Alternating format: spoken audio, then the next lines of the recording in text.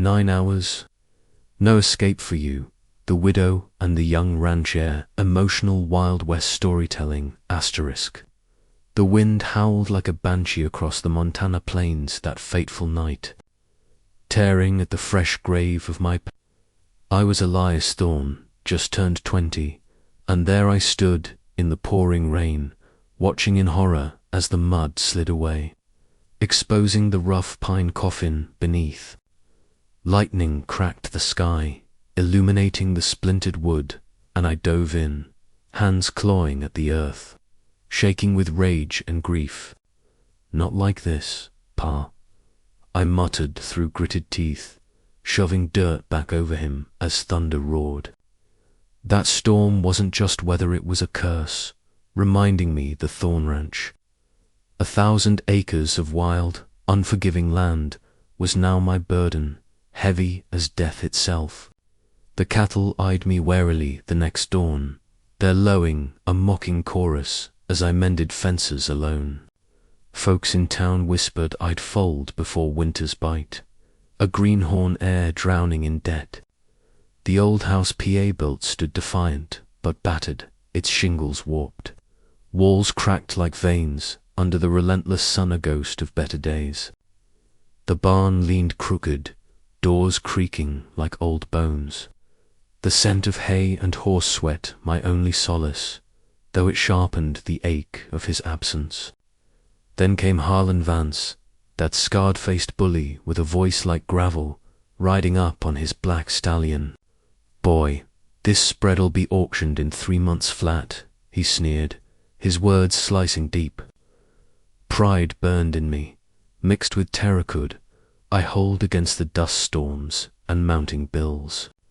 That evening, in the barn's shadows, she appeared, Isabella Reed, a widow cloaked in dust-worn brown, her grey eyes stormy yet strong, begging shelter for one night.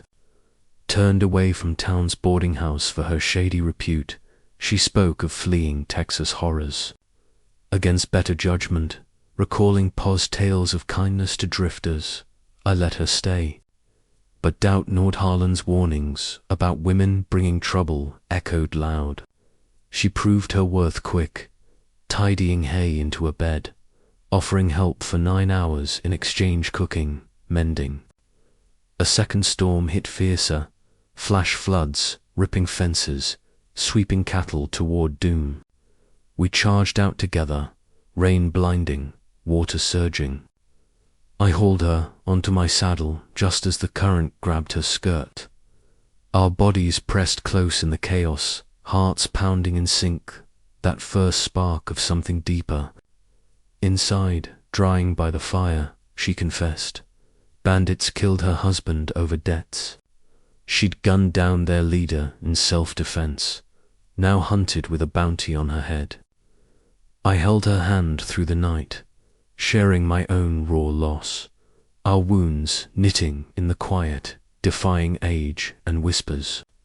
But Harlan plotted dark, poisoned the well, cattle dropping dead, pushing me toward ruin.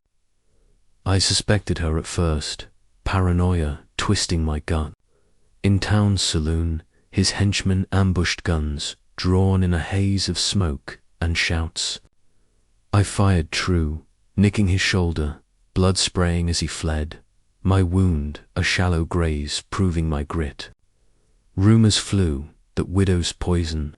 I stood firm, shielding her publicly, our shared meals blooming into stolen glances, her touch mending my soul. Sheriff Rawls warned of her rising bounty, brothers seeking vengeance torn between safety and this fierce pull. Harlan escalated, hiring assassins for a midnight raid. Bullets whizzed in the dark. Isabella saved me with a steady shot, we fighting back to back, near death, forging unbreakable trust. I challenged Harlan on the open range, 20 paces apart, wind whipping sagebrush. For honor, I growled. Shots rang. His bullet grazed my chest, but mine felled him, blood soaking the dirt.